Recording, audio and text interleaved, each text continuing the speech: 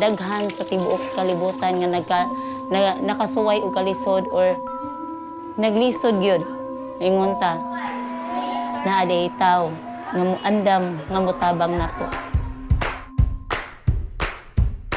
I'm gonna change my tone, I'm gonna sing it out on my own. I'm gonna see you born, I'm gonna jump right into the unknown. Walk, walk high, trees and I walk, walk till the day I die. Gọi vô á, đúng rồi, kéo vô.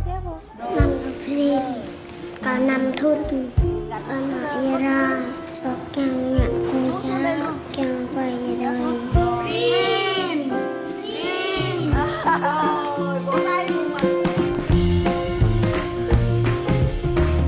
Cái nâng thà bên chụp con kia ở chụp riêng hơi, là cột bọc kia nâng bên to cro rồi hôn đó con trai kia trong đằng sau. I know.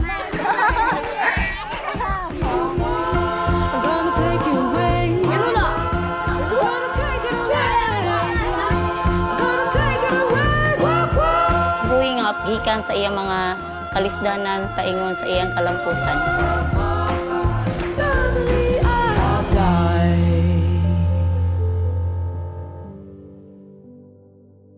My name is Guillaume Mario. I'm in charge of the communication and fundraising for Children of the Mekong. Children of the Mekong has been founded 60 years ago in 1958, and for the 60th anniversary we wanted to make a movie because we have a lot of sponsors and donors all over the world. And many of them don't know exactly what we do with their support, and we wanted to show them the reality of the field. And 2 years ago I met Gilles Coulon. Gilles is a French movie maker. She is 40 years old, and when I talked to her about this project, she wanted to make sense in her job, and she was very happy to make this movie. And then we met Yael Naïm. Yael Naïm is a French singer, quite famous in France, in Europe, and in USA. And she also was very touched about the movie. The movie, in this movie, you met 6 children. In fact, the NGO helped a bit more than 22,000 children in 6 different countries. And you met today 6 of them. So first, we've been to Vietnam, and we met Prin. Prin is a small young girl. She's 6 years old, and we helped them. As you could see, the dad of Prin died 3 years ago, and her mother can't afford the education. She can't pay the uniform, she can't pay enough the transport. That's why we help this young girl, and we give her accommodation, and we help her to go to school. Myanmar, and we met Mulat.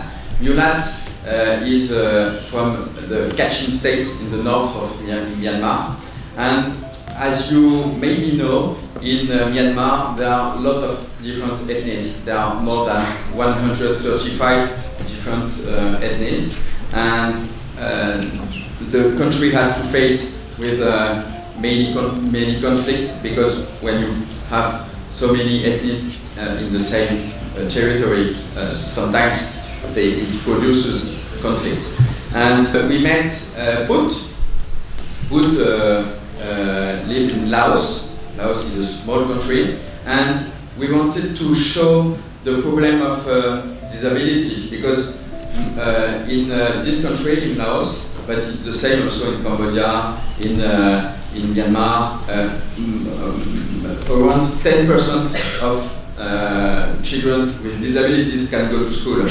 This is a big problem. Then this Panya has been sponsored by a sponsor. His sponsor is living in France, and Panya, thanks to this sponsor, can go to school, and then Pania has been accommodated in a center, and he got his baccalaureate this year, and now this year Pania lives in Phnom Penh. He's a student in Phnom Penh, and Pania, even if Pania is very he's from a poor family, he also helps other family, and that's very important for him. Then we met Tokolo. Tokolo is from lives in Thailand. She's from the Karen state. She's Karen. It's another minority. And Tokolo wants to go back to her village because she wants to develop her village. And then at the end, we went to Cebu City, and in Cebu City we met in the slum of Ginayawan. We met Juliette, and Juliette is very impressive because she her mother and her father died when she was young, and she decided to stay in the slum because she wanted to help the other children. And do you have questions? Oh, it's better like that. Quoi cette association? In fact, I will explain you. When I was 22, I've been living 2 years in Singapore, and in 2004, I was on vacation. The 26th of December of 2004, I was on vacation in the island of Koh Phi Phi, which is in Thailand. And on that day, maybe you have heard about the tsunami. And I was there. I was in the island of Koh Phi Phi, and I saw many people dying, that day. And that has been very hard for me, to see that. But I almost died that day. But after that, I tried to. I consider that I had a second life, and I wanted to help people on this second life. So I started to help children. I started to sponsor a child with the NGO. So I've been sponsored 15 years ago in 2004 because of this event. And then I became volunteer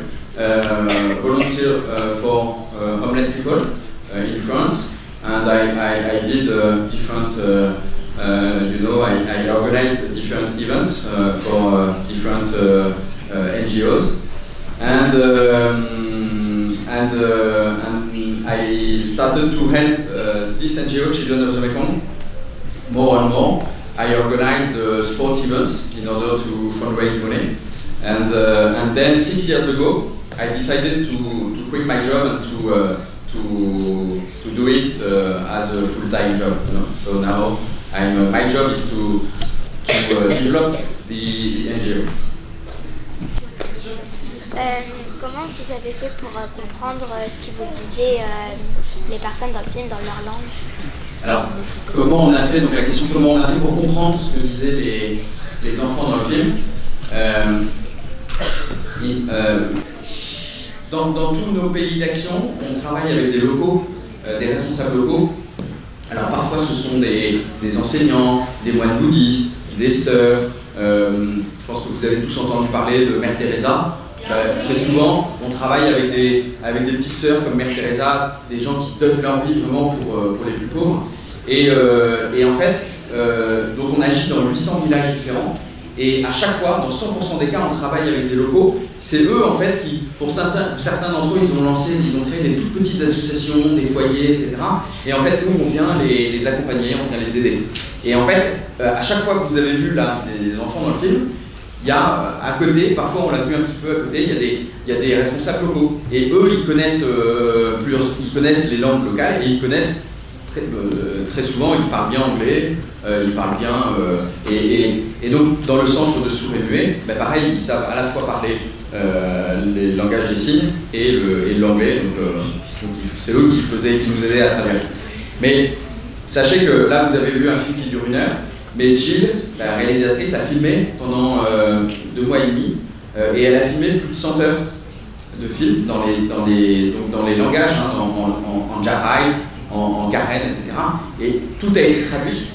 Et quand elle filmait, elle ne comprenait pas ce qu'elle filmait. Donc tout a été traduit après, et ensuite elle a choisi les passages qu'elle voulait pour le montage. C'est un travail qui est énorme. Comment font les sponsors pour parler avec les enfants qu'ils aident? Alors comment font les sponsors pour parler? En fait, il y a des échanges de lettres. Moi, par exemple, j'ai 3 filleuls avec ma femme. Et donc, on reçoit 1 fois par an ou 2, on reçoit des courriers avec des photos, etc. Et puis nous aussi, on envoie chaque été, on fait une carte postale de ma famille, et puis on l'envoie par courrier. Et en fait, les lettres sont traduites. On a des traducteurs bénévoles. Qu'est-ce qui vous a donné l'envie de faire ce film? C'est qu'on voulait, comme on a 25 000 à peu près donateurs un peu partout, on voulait vraiment leur montrer. Il y avait 2 raisons principales. La première, c'était montrer à nos donateurs vraiment la réalité du terrain, de ce qu'on fait, et ça, c'était la première raison. Et la seconde, c'est qu'on voulait aussi témoigner dans des écoles, et c'est pour ça que je suis ici avec vous aujourd'hui. C'est parce que le film, on l'a montré déjà dans énormément d'écoles en France, en Belgique, en Suisse, parce que, moi j'étais dans votre cas quand j'avais votre âge, c'est que parfois on ne se rend pas compte de la chance qu'est l'école, et puis on prenne des pieds le matin pour aller à l'école, on va dire que c'est normal, on a tous vécu ça, et je pense que parfois vous vivez ça. Mais voilà, c'est bien aussi, même si on a tous vécu ça, c'est bien aussi de voir ce type de témoignage, parce que ça nous fait un petit peu redescendre sur terre, et ça nous montre à quel point on a de la chance d'avoir l'école gratuite pour tous. Et donc voilà pourquoi on a aussi fait ce film, c'est vraiment pour vous montrer à vous et vous faire réagir. Merci beaucoup, c'est un très bon travail. Bravo. Merci.